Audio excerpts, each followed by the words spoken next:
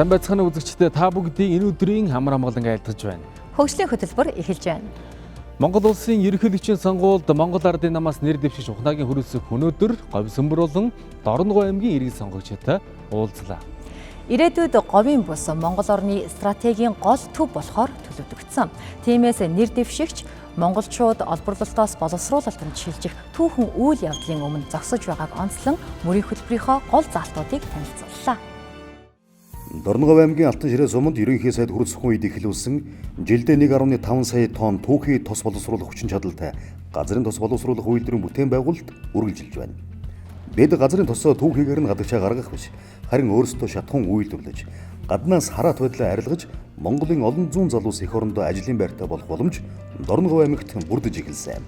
Өнөөдөр бол үйлдвэрийн талбай дээр энтгэг Монгол хийсэн 300 гаруй ажилчид үйлдвэрийн бүтээн байгуулалтыг хийж байна. Үүний хажуугаар орон сууцны газрын боловсруулах үйлдвэрийн ажилчдын орон сууцны хотхон гэдэг одоо Сайншаан суманд маань 549 айлын орон сууцыг үйлдвэрийн төсөлтөд одоо хамттан ингээ авч явж байгаа. Ерөнхийлөгчийн сонгуульд нэр дэвшиж байгаа хөрөлсөх гог одоо 100% дэмжиж байна. Яагаад гэхээр одоо манай Дорноговын хувьд бол маш их бүтээн байгуулалтыг одоо ингээ шинээр төлөвлөж хийж эхэлсэн байна. Иргэд маань бас амьдрал ахуйн дээшлэх маш их бүрэн боломжийг бүрдүүлж байгаа учраас би одоо хөрөлсөхийг дэмжиж байна. Дорногов аймагт олон том бүтээн байгуулалтын ажил эхэлж байгаа.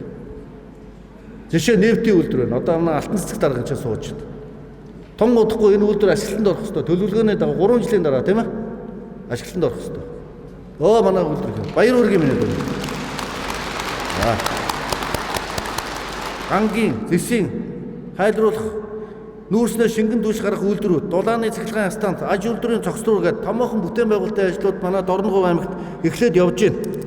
Энэ бүхнийг бид нар одоо дуусгах хэрэгтэй. Дорногов аймаг бол 2 дахь Эрдэнэт болно шүү. Олон жил гацсан замын үед эдийн засгийн чөлөө төс сар гаруун дараа ашиглалтанд орно. Тиймээс Дорногов аж үйлдвэрийн томоохон бүс нутаг болж хөгжинө. Эхлүүлсэн ажил нь энэ нутагт одоо ч амжилттай үргэлжлэж байгаа учраас Дорноговчууд ухнаагийн хөрөлсөхийг тууштай дэмжинэ гэдгээ хэлж байлаа. Говьсөнбөр аймаг нийслэл хоттой хатуужилттай авцамаар холбогдсон. Аз Европыг холбосон төмөр зам болон автозамын дагуу байрладаг. Уулуур хаан ариун баялагтай гэд хөгжих боломж цөм бүрдсэн гэж хэлж болно. Энэ бүх нөөцөд тулгуурлан иргэд орон нутгатаа сайхан амьдрах боломжийг бүрдүүлэх тодорхой заалтууд ухнаагийн хөрөлсөхийн мөрийн хөтөлбөрт багтжээ. Газар нутагтаа баялагтай эзэн байна гэдэг бол эх орондоо эзэн байна гэсэн үг.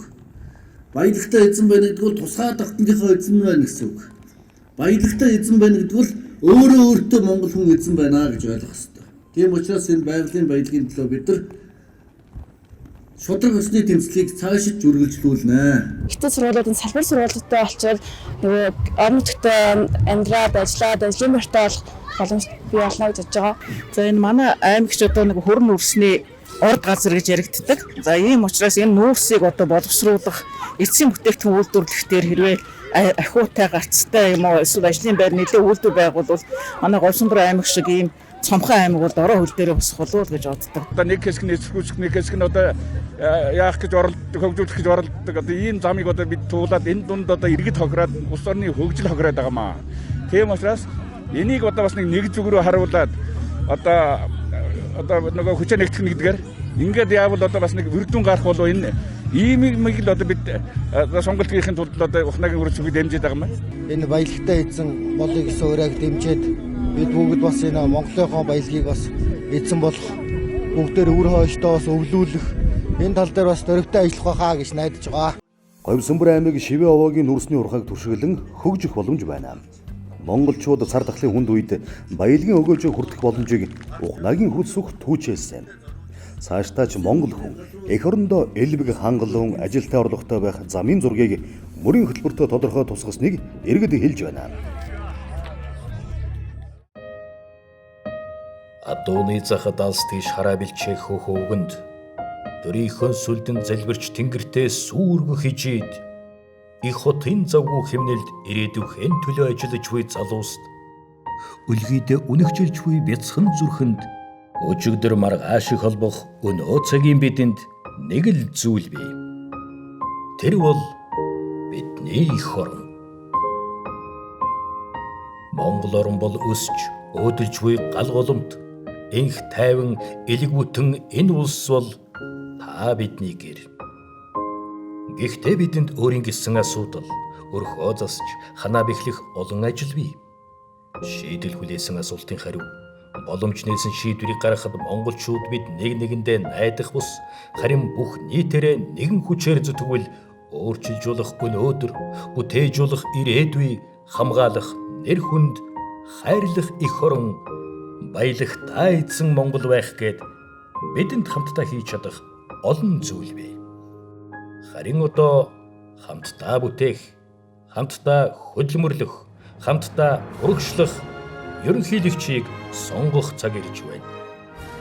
Үүнээс цааш та бүхэн өөрсдийнхөө он тунгааж 3 цагийн хэлхээс дор өөрийнхөө төлөө өнөөдрийн Монголыг бидэнд авчирсан өвгдийнхөө төлөө өөдөсгөн жаахан үрийнхээ төлөө өрцөн цаанаа хайрлах их орныхоо төлөө сонголтоо хийгээрэй.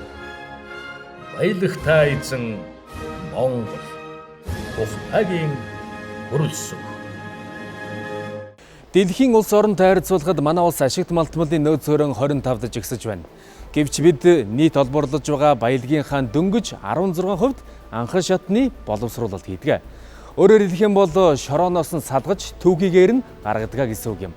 Яг өнөөдрийн төвшөнд олборлож экспортлох юм бол Монгол улсад дунджаар 45 жил ашиглах ашигт малтмалын нөөц байна. Монгол Улсын ерөнхийлөгчийн сонгуульд Монгол Ардын намаас нэр дэвшигч хөрөлсөх байгалийн баялагийг үр ашигтай өгөөж нь үргэлж өссөөр байх олборлолтоос боловсруулалтанд шилжих шинэ бүтээн байгуулалтын ажлыг дэмжиж ажиллахаа мөрийн хөтөлбөртөө тусгажээ. Уул уурхайн томоохон ордуудыг үндэсний эрх ашигт нийцүүлэн эдийн засгийн эргэлтэнд оруулна. Алт, зэс, төмөр, нүүрс, газрын тус, газрын ховор элемент зэрэг баялгаа боловсруулж эцсийн бүтээгдэхүүн үйлдвэрлэн олборлолтоос боловсруулалтанд шилжих бодлогыг дэмжинэ.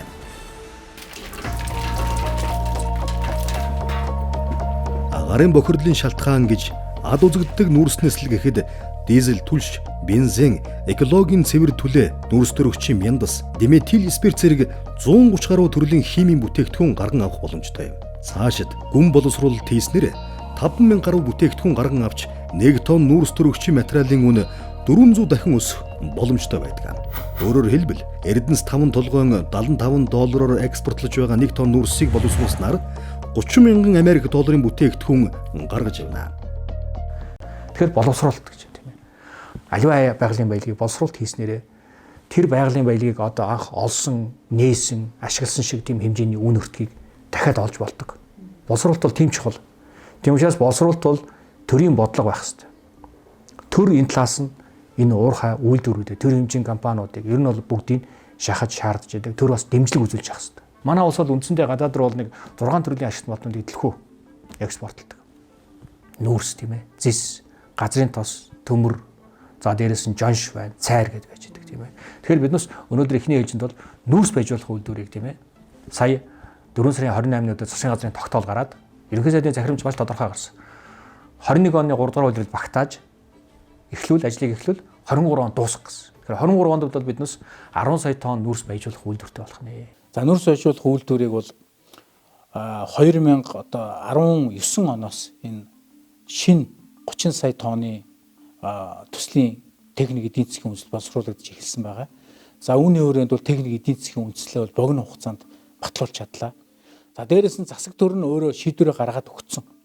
Энийг тогтвортой ажиллах боломжийг хангаж чадна гэдэгт бол ихтгэл төгсөл болж эхэлж байгаа. За энэ тогтоолын хүрээнд юу баталгааж чинь гэхээр хөрөнгө оруулагчдыг хөрөнгө оруулах сонирхол баталгаажиж байгаа. За энэ төсөлд чинь хөрөнгө оруулах юм бол харин ч урагшаа яваад дээрээс нь ашиг олоод авах боломжтой юм байна гэд манайх руу хөрөнгө оруулагчид өөрсдөө хандж эхэлж байгаа. Тэгэхээр боловсруулалтыг биднээс төлхөө их юм бол ажлын байр шинээр их гарч ирнэ.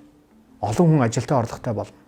Олон хүн тэр дундаж давхаргыг тэлнэ. Ягаад гэвэл уулуурхаан салбархны цалин бол яа харахгүй дундаж давхаргад цалин бол дайжгүй шүү дээ. Тэгэхээр биднээс боловсруулах чиглэлийн үйлдвэрүүдийг маш төлхөө хөгжүүлэх гэж байгаа. Ингээд энэ төслүүд орсноор Эрдэнэс 5 толгой офицерт компани өөрийн үнэлгээ өнөөдөр бол 14.1 их найд төрийн өөрийн хөрөнгийн үнэлгээтэй компани 50 их найдаар үнэлэгдэх хэмжээний одоо дэлхийд Азад хүлээн зөвшөөрөгдсөн томоохон бие даасан компани болж үнэлэгдэх боломжтой болно. Ийм үр ашгийг хүртэхийн тулд алт, зэс, жонш, нүүрс, газрын тос боловсруулах үйлдвэрүүдийн төслийг ухнаагийн хөрөлсөх ерөнхий сайд байхдаа эхлүүлсэн юм аа.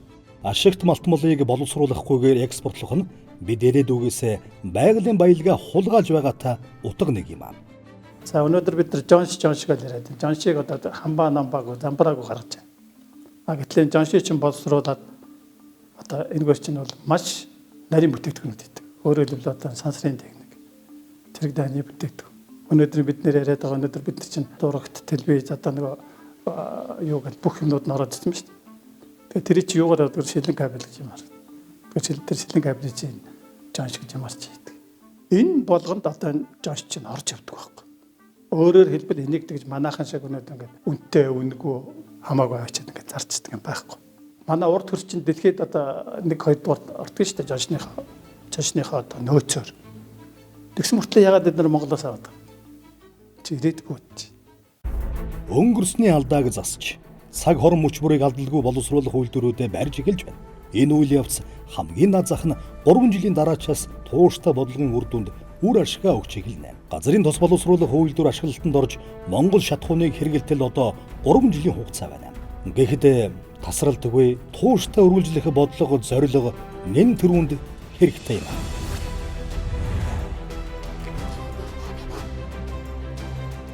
Улс орнон ард түмнэн гисэн чин сэтгэл шийдэмгий зориг малхмууд ямар ч алдааг засаж залруулж алдагдсан боломжуудыг нөхөж чадах юм. Ухнагийн хөрөлсөх чадварлаг залуусаар багаан бүрдүүлж улс орныхон ирээдүйд байгалийн баялагын үр шимийг үлдээхийн төлөө тууштай бодлого явуулна. Уулуур хаан өгөөжийг баялагын болон хоригдлын сангаар дамжуулан иргэн бүрд тэгш шудраг хүртээх бодлогыг тууштай дэмжин ажиллана. Ухнагийн хөрөлсөх. Энэ удаагийн ажил маань Монгол-Казахстаны харилцааны түүхэн шинэ хуудсыг нээж бүгд найрамд хятад улсын төрийн зөвлөлийн ерөнхий сайдын урилгаар танаас сайхан оронд албан ёсны ажил хийж байгаадаа маш их баяртай байна. Хөрөлсөх Угна, Prime Minister of Mongolia. Монгол-Японы найрамдал хамтын ажиллагаа улам өргөжин дэвжихийн өрөөлийг дэвшүүлж байна. Баярлалаа. Тэндэг улсын ерөнхий сайд, Тэндэг улсын засгийн газраас Монгол улсад одоо AstraZeneca вакциныг одоо нийлүүлэхэд дэмжлэг үзүүлэхэд шийдсэнд одоо маш их баяртай байна. Монгол улсын төлөө зүтгэе. Ухнагийн хөрөлсөх. Үндэсний юм нэгдлийн төлөө би ажиллана гэж. Тийм учраас Монгол улсын ерөнхийлөгчид бол сөрөг хүчин байж болохгүй. Энэ хүүг чи ер нь яг юу хийсэн хүн юм бэ? Олон асуудал шийдсэн. Энэ хотынхон цэвэр ус цэвэрлэх байгууламжийг шийдлээ. 100 жилийн мөрөөдөл ус одоо түлш шатхуунаа бид нар өөрсдөө үйлдвэрлэдэг болох нь шүү дээ. 10 гаруй жил гацсан энэ төмөр замын ажлыг дуусгаж байна гэдэг их юм хийсэн дээ. Манайх шиг далаад гарцгүй улсад төмөр зам шиг хэрэгтэй зүйл гэж байхгүй шүү дээ. Харин одоо энэ мянганы төмөр зам гээд босоо хөвтөд тэнгитгийг холбосон төмөр замын сүлжээтэй болгох юм гэсэн шүү. Аваад юм хийж яваа хүн байна да. Баялагтай эзэн Монгол. Монгол улсын ерөнхийлөгчийн сонгуульд Монгол ардын намаас нэр дэвшигч ухнагийн хөрөлсөхийн мөрийн хөтөлбөрийг танилцуулсан хөгжлийн хөтөлбөрийн өнөөдрийн дугаарыг үзэгч та бүхэндээ үзүүллээ. Маргаашийн дугаараар иргэн уулзъя. Баяртай үзэгчдээ. Баяртай. Баялагтай эзэн Монгол.